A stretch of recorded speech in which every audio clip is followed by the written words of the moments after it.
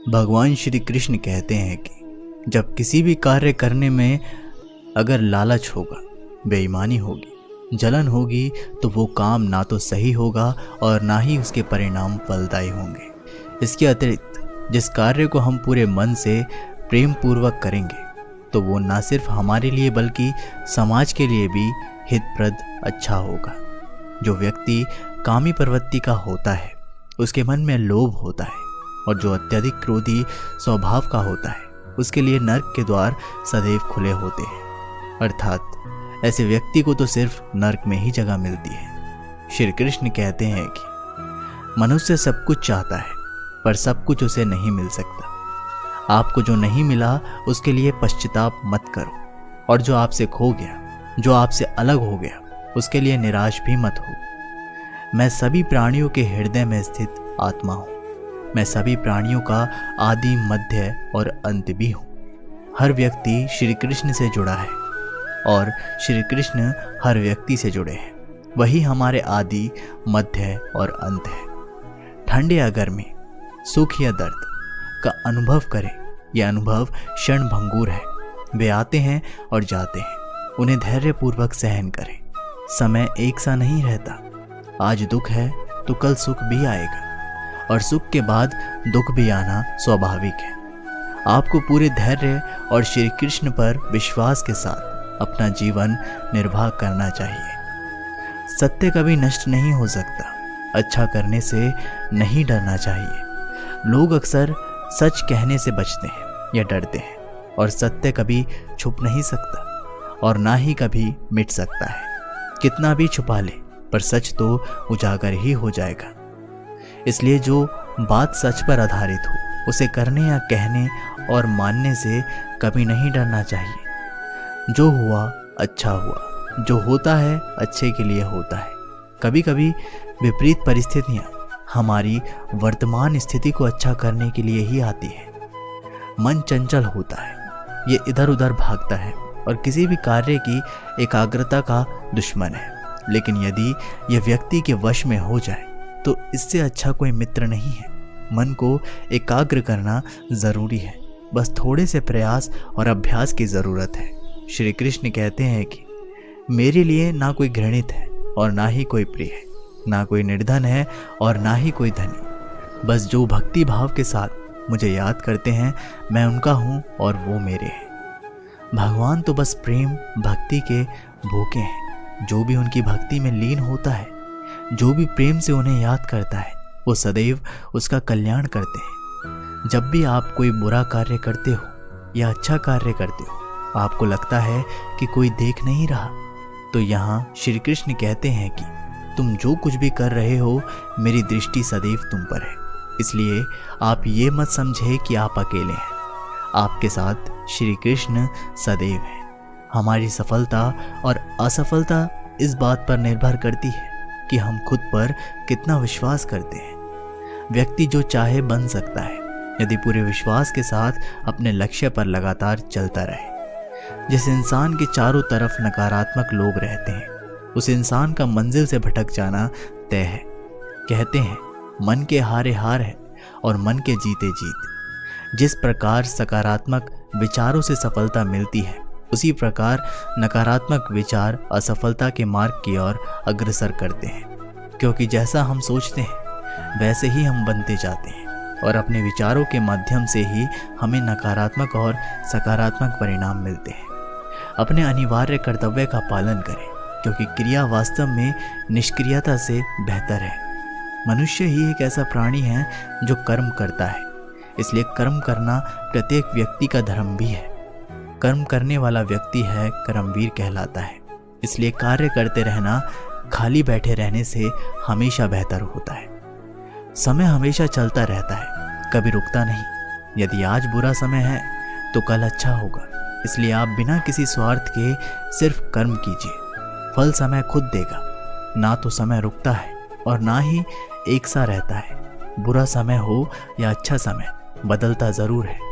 आज बुरा है तो कल अच्छा, और अच्छा तो फिर बुरा समय जरूर आएगा। सुख के बाद दुख और दुख के बाद फिर सुख आते जाते रहते हैं। इसलिए इस पर हमारा कोई वश नहीं है। लेकिन कर्म पर हमारा वश जरूर है। आप सिर्फ कर्म करते रहिए, फल की चिंता किए बगैर। समय आने पर फल जरूर मिलेगा। जो अज्ञानी व्यक्ति होता है वो ये गलतफहमी पाल लेता है कि मैं करता हूँ, सभी कार्य मेरे द्वारा किए जा रहे हैं, ऐसा जान उसमें अहंकार घर कर लेता है। परंतु इस सृष्टि में जो भी हो रहा है वो तो प्रकृति द्वारा किए जा रहा है। अज्ञानता के कारण व्यक्ति में जो मैं का अहंकार जन्म ले लेता है तो उसका पतन होना निश्चित है। श्री कृष्ण कहते हैं कि वो किसी के भाग्य के निर्माता नहीं है। व्यक्ति खुद ही अपना भाग्य लिखता है। आप जैसा बीज बोएंगे आप वैसे ही फसल को काटेंगे। आप जैसा कर्म करेंगे आपको वैसे ही परिणाम मिलेंगे। यदि विद्यार्थी मन लगाकर पढ़ाई करेंगे तो परीक्षा में सफल होंगे। इसलिए हर व्यक्ति का भाग्य तभी बदलेगा जब वह ऐसे कर्म करेगा। पृथ्वी, जल, अग्नि, वायु, आकाश, मन, बुद्धि और अहंकार, ये मेरी प्रकृति के 8 विभाग हैं। जो कुछ भी है वो वर्तमान में है। जो बीत गया है वो नहीं आएगा, और जो आने वाला है उसकी चिंता नहीं, बल्कि खुले हाथों से वर्तमान का स्वागत करें।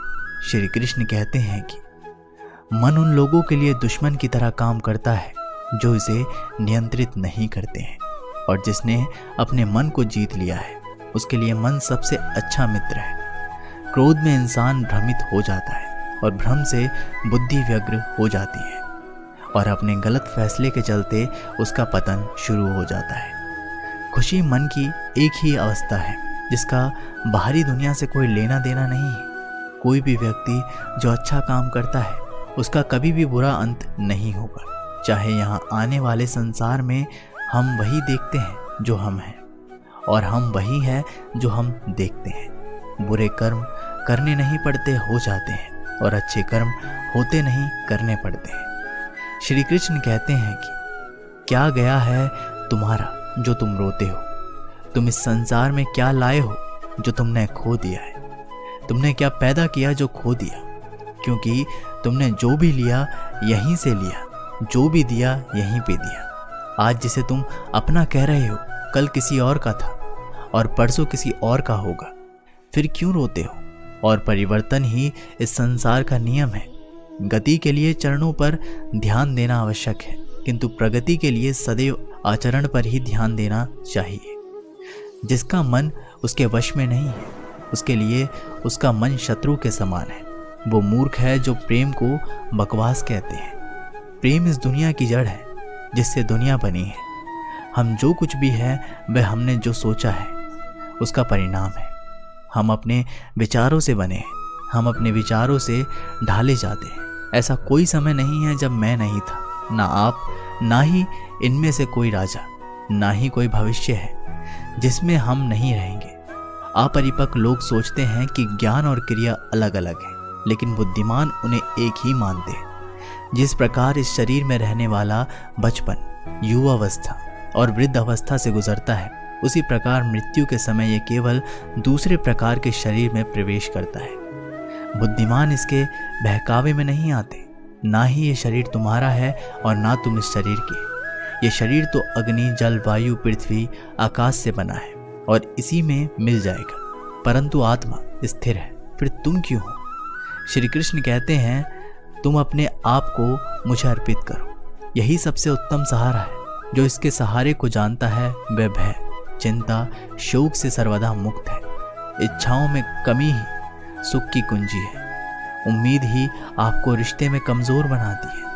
उम्मीद का जन्म आपके मन में ही होता है। शांत, नम्रता, मौन, संयम और पवित्रता ये मन के अनुशासन है। श्री कृष्ण ने कहा है कि जिसे तुम अपना समझकर मग्न हो रहे हो, बस यही प्रसन्नता तुम्हें तुम्हारे दुख का कारण बनेगी। कर्म मुझसे नहीं चिपके, क्योंकि मैं उनके परिणामों से जुड़ा नहीं हूँ। जो लोग इसे समझते हैं और इसका अभ्यास करते हैं वे स्वतंत्र और खुशी से रहते हैं। श्री कृष्ण कहते हैं कि तेरा मेरा, छोटा बड़ा, अपना पराया मन से मिटा दो, फिर सब तुम्हारे हैं और तुम सबके हो। आप अकेले आए हैं और अकेले ही जाना है, इसलिए खुद पर भरोसा करो। चाहे बुरा ही क्यों ना लग जाए, पर ऐसा सत्य जरूर बोलिए, लेकिन ऐसा झूठ मत बोलिए जो सत्य लगे। प्रेम का अनुभव एक ऐसा अनुभव है जो व्यक्ति को कभी परास्त नहीं होने देता। हर किसी का जन्म किसी न किसी कारण से होता है। इसे पहचानो और बस कर्म करते रहो। कोई भी मनुष्य पूर्ण नहीं है। किसी न किसी में कोई ना कोई कमी होती है और हर किसी में कोई ना कोई अच्छाई होती है। इसलिए आपकी तुलना किसी से मत करो, बल्कि पूर्ण निष्ठा के साथ अपना कर्म करो। कर्मवीर मनुष्य ही अपनी पहचान बनाते हैं। जो कर्म नहीं करते वो विलुप्त हो जाते हैं। जो कुछ करना है करो, लोभ से नहीं, अहंकार से नहीं, वासना से नहीं, ईर्ष्या से नहीं, प्रेम, करुणा, नम्रता और भक्ति से करो। कर्म करते समय ना तो कोई नुकसान होता है और ना ही कोई परिणामी दोष, लेकिन इस निस्वार्थ क्रिया की थोड़ी सी भी प्रगति हमें महान भय से बचाती है। इंद्रियों से मिलने वाला सुख पहले तो अमृत जैसा लगता है, लेकिन अंत में यह विष के समान कड़वा हो जाता है। तुम्हारी पीड़ा के लिए मेरे पास एक उद्देश्य है, तुम्हारे संघर्ष का एक कारण है और तुम्हारी सच्चाई का प्रतिफल है। मेरा विश्वास करो और हार मत मानो। एक गरीब किसान को उसके एक मित्र ने कुछ बीज दिए और उसे बताया कि ये बीज बांस के पेड़ की उस प्रजाति के हैं जो बाहर के देशों में पाए जाते हैं। इन पेड़ों की ऊंचाई 90 फीट तक होती है। किसान ने वे बीज अपने मित्र से ले लिए और उन्हें अपने खेत में बो दिया। उसे आशा थी कि जिस दिन वे बांस के ऊंचे पेड़ बन जाएंगे, उन बांसों को बेचकर उन्हें अच्छी आमदनी होगी और उसका परिवार एक अच्छा जीवन जी पाएगा। वह उन बीजों को पानी देता, दिन भर उनकी देखभाल करता और रात में भगवान से प्रार्थना करता कि उसके सपने पूरे हो जाएं और उसे इन बीजों से 100% परिणाम मिले। वह रोज अपने खेत में जाकर देखता कि बीज अंकुरित हुए या नहीं, लेकिन उसे उनमें कोई भी परिवर्तन दिखाई नहीं पड़ता। इसी तरह 1 वर्ष बीत गया, लेकिन उन बीजों से अंकुर नहीं फूटे। अन्य बीज सामान्यतः 1 सप्ताह में ही अंकुरित हो जाते थे और कुछ महीनों में ही फसल आ जाती थी। उस फसल के द्वारा ही किसान के परिवार का भरण पोषण होता था। किसान सोचा करता कि इस तरह आज तो उसका गुजारा चल सकता है, लेकिन उसके सपने पूरे नहीं हो सकते और ना ही उसका भविष्य संवर सकता है। बांस के पेड़ों की बदौलत वह अपने सुनहरे भविष्य के सपने देखने लगा, लेकिन समय बीतने के बाद भी वे बीज अंकुरित नहीं हुए और किसान को अपने सपने और आशाएं टूटती हुई नजर आने लगी। उसके मन में शंका उत्पन्न होने लगी कि कहीं वे बीज सड़ तो नहीं गए हैं। 1 वर्ष और बीता, लेकिन बीज अंकुरित नहीं हुए। दूसरे किसान और गांव वाले उसका मजाक उड़ाने लगे कि वह उन बेकार के बीजों पर अपना समय और परिश्रम व्यर्थ गंवा रहा है। सबके ताने सुनकर किसान विचलित होने लगा। उसके मन में यह भय सामने सताने लगा कि कहीं सचमुच ही वह अपना समय और परिश्रम ऐसे कार्य में तो नहीं लगा रहा जिससे कोई प्रतिफल ही नहीं मिलने वाला। 1 साल और बीत गया, लेकिन बीजों के अंकुरित होने की कोई चिन्ह दिखाई नहीं पड़े। लोगों ने किसान का मजाक उड़ाना जारी रखा, लेकिन किसान ने आंशिक भय के बाद भी अपने मन में छोटी सी आस बांध कर रखी थी। इसलिए उसने लोगों की बातों को दरकिनार कर उन बीजों को देखभाल करना जारी रखा। ऋतुएं बीतती गई और किसान एक चमत्कार की उम्मीद में बीजों को रोज पानी देता रहा और उनकी देखभाल करता रहा। लेकिन 4 साल बीत जाने के बाद भी एक भी बीज अंकुरित नहीं हुए, जिससे किसान की उम्मीदें थोड़ी और कम होती गई। लेकिन फिर भी उन बीजों को पानी देता रहा। समय के साथ किसान की आशा कम होती चली जा रही थी, लेकिन भगवान पर उसका विश्वास अटल था। उसका विश्वास था कि भगवान उसके परिश्रम का फल उसे अवश्य देंगे। 5 साल बीत जाने के बाद अचानक एक सुबह गांव के लोगों को उस किसान के चिल्लाने की आवाज़ सुनाई दी। वे सभी अपने घरों के बाहर निकल आए। उन्होंने देखा कि वह किसान अपने खेत के सामने खड़ा होकर खुशी से चिल्ला रहा है। पास जाकर देखने पर सभी गांव वालों की आंखें फटी की फटी रह गई। किसान के खेत में बांस के बीज अंकुरित हो गए थे। किसान की खुशी की कोई सीमा नहीं थी। 5 साल बाद उसकी मेहनत सफल हुई थी। वह खेत गांव वालों के आकर्षण का केंद्र बन गया। बांस के पेड़ तेजी से बढ़ रहे थे। 5 feet, 10 feet, 20 feet, 50 feet, 70 feet, 80, 90। फिर 5 सालों से खाली पड़ा किसान का खेत मात्र 5 सप्ताह में 90 फीट बांस के पेड़ों से भर गया। इस चमत्कार को देखकर सभी दंग रह गए थे। उधर किसान खुशी से फूले नहीं समा रहा था। वे बांस के पेड़ न केवल उसके परिवार का बल्कि उसकी कई पीढ़ियों का भरण पोषण करने वाले थे। वह रह रहकर भगवान का धन्यवाद कर रहा था। उसे यह भी समझ आ गया था कि जो सीख उसे मिली है वह अमूल्य है। उसने सपनों का बीज बोने और उसे यथार्थ में परिणित करने के लिए रोज उसका पोषण और देखभाल करने की सीख मिल गई थी। उसने लोगों की नकारात्मक बातों पर ध्यान न देने का पाठ भी पढ़ लिया था। उसने अपने भय और शंकाओं से परे हटकर अनवरत परिश्रम करने का महत्व समझ लिया था। साथ ही भगवान पर उसका विश्वास और अटल हो गया था। किसान ने पूरे गांव के सामने एक उदाहरण प्रस्तुत कर लिया। उसके बाद गांव के अन्य किसान भी अपने खेतों में बांस का पेड़ उगाने लगे और धैर्य से हर दिन उसकी देखभाल करने लगे। दोस्तों, इस कहानी से हमें सीख मिलती है, किसान ने तो अपने सपनों पर विश्वास बनाए रखा। आपका क्या? आप अपने सपनों को पूरा करने के लिए किस हद तक परिश्रम करने के लिए तैयार हैं? आप में कितना धैर्य है? अपने सपनों पर विश्वास रखें, खुद पर विश्वास रखें, धैर्य से परिश्रम करते रहें, सफलता अवश्य प्राप्त होगी। दोस्तों, ये वीडियो यहीं पर समाप्त होती है। आशा करते हैं कि आपने इस वीडियो से बहुत कुछ सीखा होगा। मिलते हैं एक नई वीडियो के माध्यम से। तब तक के लिए अपना ख्याल रखिएगा। बहुत बहुत धन्यवाद। जय श्री कृष्ण।